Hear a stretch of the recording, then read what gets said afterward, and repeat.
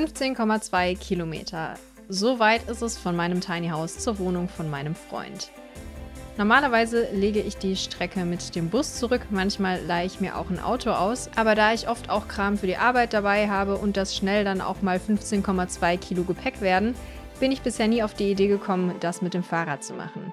Ich bewege mich zwar viel an der frischen Luft, aber ich glaube, mein Klapprad, die 300 Höhenmeter und ich wären auf Dauer keine guten Freunde geworden. Als dieses Jahr dann H&F auf mich zukam und mir anbot, eins ihrer E-Bikes mal zu testen, dachte ich, keine Ahnung, ob ich der E-Bike-Typ bin, aber auf jeden Fall kann ich dann mal ein paar Wochen entspannt über den Berg rollen.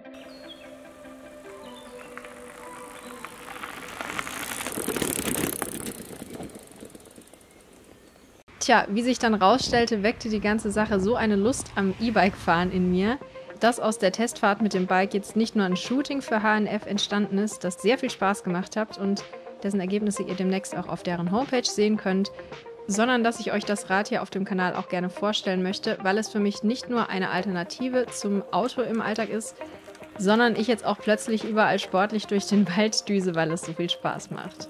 Also von wegen faul über den Berg rollen.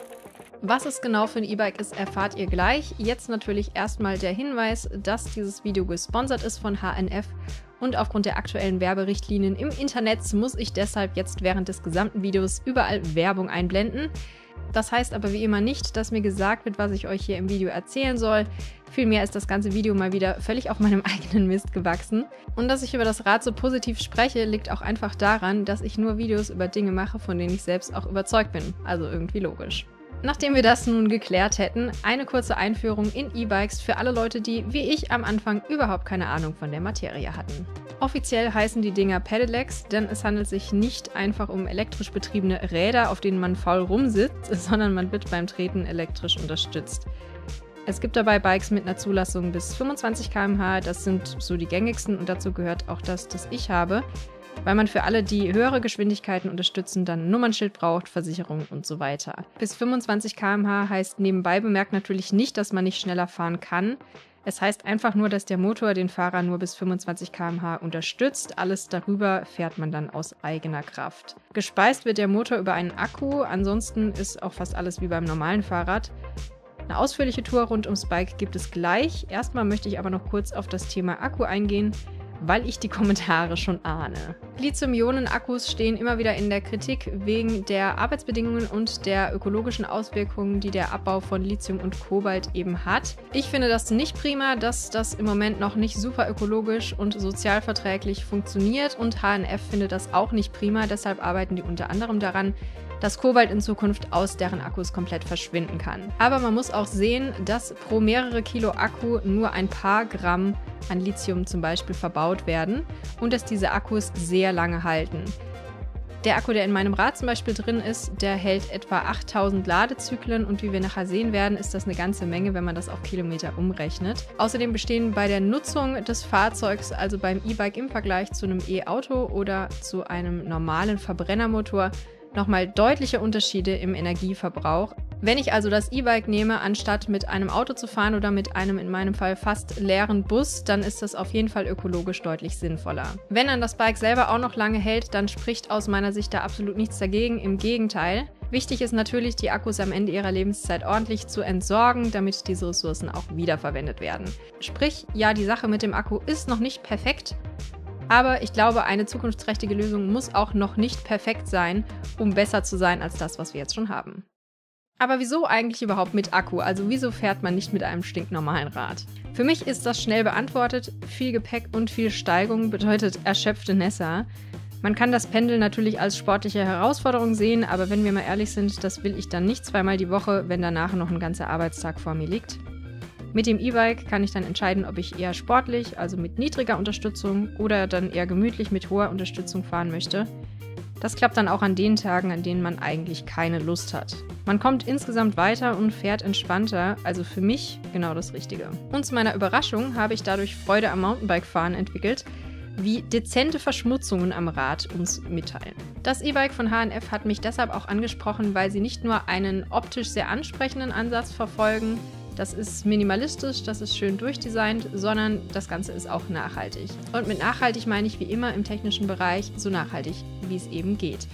Viele von den Komponenten werden in Deutschland hergestellt. Das Rad selbst wird auch in Deutschland produziert. Es wird außerdem darauf geachtet, dass die Dinge, die verbaut sind, sehr lange halten und möglichst wartungsarm sind, sodass der Endkunde am Ende nicht sehr viel daran machen muss. Und wie das aussieht, das sehen wir uns jetzt an. Und damit herzlich willkommen zu einer kleinen Tour des UD3 von H&F. Hier mitten im Wald auf meiner üblichen Pendelstrecke. Und wir beginnen mal mit dem Bordcomputer, denn da kann man eine ganze Menge einstellen. Unter anderem auch die Stärke der Unterstützung. Und ihr seht jetzt hier unten, ist im Moment auf Eco. Wenn ich jetzt mal auf die Steuerung hier links gehe, dann kann ich hier verstellen auf Tour, auf Sport und auf Turbo. Das sind die einzelnen Modi. Und man sieht hier, da steht schon dabei E-Mountainbike. Also das ist dann eher für die Mountainbike-Strecken geeignet, wenn man wirklich hier Schotterweg bergauf fährt. Da benutze ich das ziemlich häufig. Turbo benutze ich sehr, sehr selten. Also es ist wirklich nur, wenn die Steigung extrem ist. Gerade bei viel Gewicht in den Satteltaschen kann das ganz nützlich sein. Ansonsten hauptsächlich eigentlich den Tourmodus, wenn es leicht bergauf geht. Und ansonsten bei gerader Strecke bin ich eigentlich in meinem Eco-Modus. Und man sieht hier unten, dass sich auch direkt die Reichweite etwas anpasst. Der Akku ist im Moment noch fast voll, aber der ist jetzt trotzdem auf 85 Kilometer momentan, weil ich jetzt die ganze Zeit bergauf gefahren bin.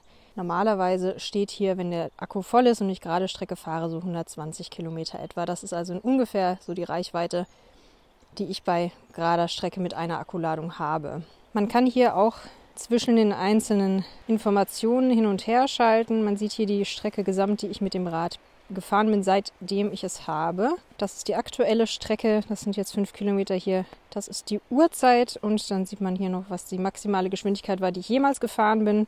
Und ich glaube, daran kann man schon ganz gut erkennen, dass ich eher ein vernünftiger Radfahrer bin. Man hat beim Radfahren nicht unbedingt die Sicherheitsausrüstung an, die es einem erlaubt, schneller zu fahren. Insofern finde ich eben auch die Pedelecs mit maximal 25 km/h absolut ausreichend. Hier sieht man die Durchschnittsgeschwindigkeit und für Bergauffahren ist das relativ viel. Das liegt einfach an der elektrischen Unterstützung. Und das ist die Fahrzeit. Und dann sind wir wieder bei der Reichweite. Hier kann ich Licht aus- und anschalten. Hier kann ich die aktuelle Strecke zurücksetzen. Oben sieht man eben, wie viel Akku noch drauf ist. Und hier sieht man die aktuelle Geschwindigkeit. Und hier rechts wird einem während des Fahrens, das seht ihr in einigen der Schnittbilder, die ich aufgenommen habe, immer angezeigt, wie stark die Unterstützung gerade ist. Da kann man auch so ein bisschen für sich sehen, wie sich der Fahrstil vielleicht noch verändern könnte, dass man da ein bisschen effizienter noch fährt. Den Infoknopf gibt es auch hier, sodass man während des Fahrens nicht hier in die Mitte greifen muss, um die Anzeige zu verstellen. Das ist gut, denn Safety first. Und wenn wir schon am Lenker sind, dann geht es hier weiter mit der stufenlosen Schaltung von Enviolo. Die kann ich hier über dieses Drehrad regeln. Man kann sie nicht nur schalten, während man gerade fährt, was sehr gut ist, gerade bei bergauf, wenn man merkt, oh, ich muss doch einen kleineren Gang einlegen. Normalerweise muss man dann kurz unterbrechen. Hier muss man das nicht. Und man kann auch im Stand eben umschalten, was ich auch sehr gut finde, denn manchmal beim Anfahren an der Straße, gerade mit viel Gepäck, möchte man noch gerne noch einen kleineren Gang und das ist dann gut. Kann man das machen, wenn man schon steht. Und ganz kurz hinweisen muss ich auf diese wunderbare Klingel, die einfach enorm platzsparend ist und schnieke aussieht. Die gefällt mir sehr gut. Damit sind wir hier soweit durch und jetzt schauen wir uns mal an, was zu dieser Schaltung dazugehört. Da kommen wir nämlich jetzt zu einer Sache, die mir sehr gut gefällt, als jemand, der früher regelmäßig schwarze Kettenschmiere überall hatte beim Fahrradfahren. Das hier ist die Lösung dieser Probleme und nicht nur dieses Problems, sondern auch anderer Probleme. Denn hier mit Riemen zu fahren, heißt, dass man nicht nur keine Kettenschmiere dran hat, sondern das Teil hält auch einfach viel, viel, viel länger. Die Kette wird irgendwann ausleiern und dann muss man sich eine neue besorgen, wenn man nicht schon das Fahrrad zu Schrott gemacht hat, weil man die Kette nicht rechtzeitig ausgetauscht hat. Sattel mit Gel, sehr angenehm. Ich habe bei Fahrradsatteln meistens das Problem, dass es mir irgendwann sehr unbequem wird. Bei dem Sattel überhaupt kein Problem.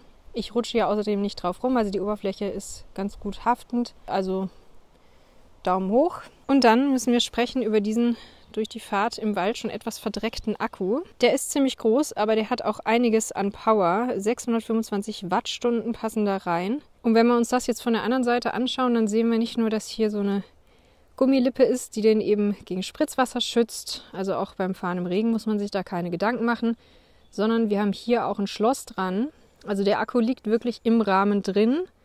Und hier unten sind dann die Anschlussstellen. Man kann den also hier Schlüssel reinstecken, den Akku rausnehmen und ihn dann drinnen laden. Man kann ihn aber eben auch am Rad selber laden und dafür gibt es hier diese Klappe. Ich finde das sehr praktisch, dass der auch kein gesondertes Teil ist, was da irgendwo dranhängt, sondern der fügt sich einfach direkt ins Fahrrad ein. Ich persönlich finde auch gut, dass die Gewichtsverteilung so ist, dass der Akku mit noch recht viel Gewicht eben hier vorne liegt. Ich glaube, der wiegt zwischen 2 und 3 Kilo.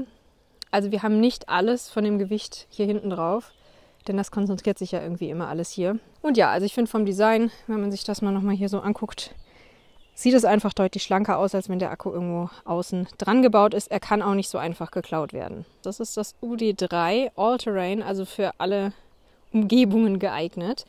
Und das sieht man auch schon an den breiten Reifen. Und bevor ich zu denen komme, nochmal kurz der Hinweis. Also alle von diesen Spezifikationen, alle Einzelteile könnt ihr nochmal nachlesen auf der Produktseite, die ich euch unten natürlich verlinke. Hier sieht man, dass die Reifen sehr breit sind. Das liegt eben daran, dass man damit auch Mountainbike-Touren fahren sollte. Die Reifen hier haben sich wirklich auf allen Untergründen bewährt und ich habe, glaube ich, auch so ziemlich schon alle Untergründe ausprobiert mit diesem Rad. Also man fährt sich hier so ein bisschen wie im Rolls-Royce der Fahrräder. Kommen wir nochmal hier zu der kleinen Schaltung auf der linken Seite, denn eine Sache habe ich völlig vergessen und das betrifft diesen Knopf hier vorne. Es gibt nämlich eine Schiebehilfe. Die ist dafür da, wenn man mit viel Gepäck den Berg hoch muss und dieses Rad, was ja nun mal 26,8 Kilo wiegt im leeren Zustand, wenn man das transportieren muss, dann ist das ganz gut, wenn man hier vorne den Knopf drücken kann. Dann ist die Schiebehilfe aktiviert und dann muss man hier einfach nur draufbleiben, solange man es schieben möchte und man bekommt einen leichten Antrieb. Gerade genug, um es eben zu schieben, aber auch nicht so viel, dass es einem wegfährt. Wenn man loslässt, hört das Ganze auch wieder auf. Und wenn wir schon wieder hier vorne sind, es gibt auch noch andere Möglichkeiten als diesen Bordcomputer.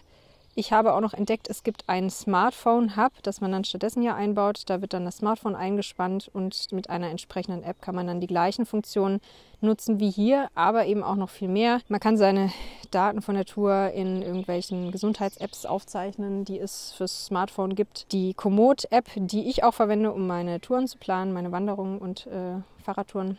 Die kann man damit verknüpfen. Das wäre also tatsächlich auch, was Navigation und so unterwegs betrifft, eine Alternative. Also für alle, die das brauchen im Alltag, das gibt es auch. Dieses Schloss, das ist auch ein Abus-Schloss, genauso wie das hier.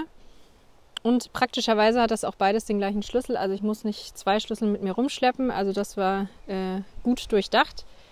Und das Ding hier hat direkt eine Halterung dran. Das ist auch eins der sichersten Schlösser, die es von denen gibt. Also für so ein E-Bike, das man nicht gerne Dieben überlassen will, ist das auf jeden Fall eine gute Option. Hier hinten ganz normaler Gepäckträger, bis zu 15 Kilo kann man den belasten und ich glaube, das reize ich meistens auch aus mit dem, was dann hier immer alles drin ist. Da passen alle gängigen Satteltaschen dran, genauso wie mir auch versichert wurde, dass man hier die regulären Fahrradanhänger alle anbringen kann, wenn man das möchte. Wenn wir uns jetzt das Rad nochmal insgesamt anschauen, ich habe ja vorhin das Gewicht erwähnt, 26,8 Kilo ist jetzt kein Leichtgewicht, aber ich muss ehrlich sagen, wenn man sich dann hier anschaut, wie stabil das verarbeitet ist, wie solide der Rahmen ist und wie komfortabel sich das Ding eben auch fährt, dann sehe ich schon, dass das bisschen zusätzliche Gewicht von dem Rad sehr sinnvoll investiert ist. Ich möchte ja, dass es lange hält und dass sich da auch im Laufe der Zeit nichts verbiegt, nichts verschiebt. Die Hauptsache ist, dass das Ding eben so, wie es ist, einfach möglichst lange hält, denn das ist eben genau dieser Nachhaltigkeitsaspekt, der mir immer am wichtigsten ist. Es ist beinahe schon bedenklich, wie sehr ich mich in dieses Fahrrad im Laufe der paar Wochen schon verliebt habe. Deswegen hoffe ich eigentlich, dass ich das Ding nicht wieder zurückgeben muss. Jetzt habt ihr mal einen ersten Eindruck vom Rad bekommen und ihr fragt euch jetzt vielleicht, wie sieht das Ganze eigentlich im Alltag aus? Darum geht's jetzt.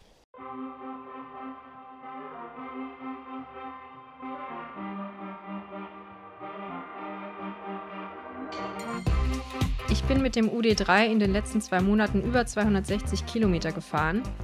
Für manche ist das vielleicht wenig, aber in den 2 Monaten davor und ohne E-Bike waren es bei mir eben 0 Kilometer, also ist das durchaus signifikant.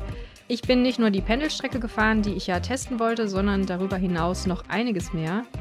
Einfach, weil es Spaß gemacht hat. Auch ohne viel Mountainbike-Erfahrung habe ich mich auf Schotterpisten bergab ziemlich sicher auf dem Rad gefühlt. Das Rad wirkt auf mich sehr solide, alles sitzt und mit den unterschiedlichen Unterstützungsstufen habe ich von flacher, geteerter Landstraße bis zu 50% Steigung auf unebenem Waldweg wirklich alles gemeistert. Eine tolle Funktion finde ich auch die Schiebehilfe, die beispielsweise in der Fußgängerzone hilfreich ist, wenn es dann bergauf geht und man eben nicht fahren darf.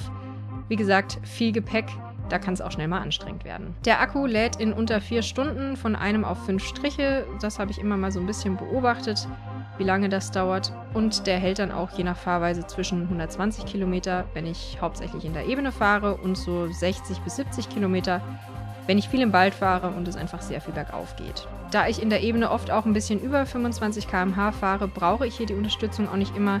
Das verlängert dann natürlich die Reichweite. Wer also eine gute Kondition hat, der kommt mit dem Rad auf jeden Fall noch weiter. Die Umgewöhnung von einem normalen Rad auf ein E-Bike ging auf jeden Fall ziemlich schnell. Das Einzige, worauf man achten muss, ist die Unterstützung zu verringern, wenn man beispielsweise an einer vielbefahrenen Straße darauf wartet, die überqueren zu können. Wenn man da eine hohe Unterstützung drin hat, dann reicht schon so ein bisschen ein Antippen der Pedale, um das Rad nach vorne zu schieben. Da ist also ein bisschen Vorsicht geboten, dass man da nicht nach vorne schnellt, wenn man das eigentlich noch gar nicht möchte. Für mich als Wald-Junkie ist es außerdem toll, dass das Rad eben beides ist, also ein Citybike und ein Mountainbike. Ich komme so deutlich weiter als mit meinen Spaziergängen und erkunde dann auch Orte, an denen ich zuvor noch nicht gewesen bin. Weil die Reichweite so hoch ist und ich damit umweltfreundlich unterwegs bin, ist das für mich auch ein neues Stück Freiheit, das ich davor einfach nicht hatte.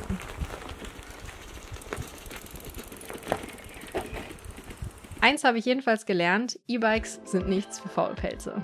Und wenn man vorher ein Faulpelz war, ist man es mit dem Bike auch plötzlich nicht mehr. Mit dem UD3 bin ich noch mehr draußen, komme weiter, kann zu meinem Freund pendeln und so im Alltag auch ein Auto gut ersetzen. Das Rad ist sicherlich nicht das günstigste da draußen, aber wir haben zum Thema Nachhaltigkeit ja schon sehr oft festgehalten, dass das Geld in hochwertige und dafür langlebige Produkte immer gut angelegt ist. Zumal, wenn das Produkt mehrere Funktionen vereint. Auch wenn rund um die E-Mobilität noch nicht alle Probleme gelöst sind, aber mal ehrlich, das verlangt auch von den älteren Technologien niemand, ist es doch das zukunftsträchtigste, denke ich, das wir im Moment haben. Und ich muss sagen, ich war wirklich beim Test überrascht, wie viel Spaß es macht, davon ein Teil zu sein. Vielen Dank also an H&F für das zur Verfügung stellen des Bikes zum Testen und das Sponsoring des heutigen Videos. Und wenn ihr die Fotos sehen wollt, die von mir dort demnächst erscheinen, ich werde es euch im Community-Tab auf meinem Kanal wissen lassen, wann das soweit ist. Ich bin auf jeden Fall selbst auch schon gespannt. Wir sehen uns nächsten Samstag, würde ich sagen, um 18 Uhr zu einem neuen Video. Und jetzt schnell raus, das gute Wetter genießen, solange es noch geht, denn ich glaube, demnächst kommt leider schon wieder Regen. Wir sehen uns also nächste Woche. Vielen Dank fürs Zusehen und ich sage wie immer, ciao.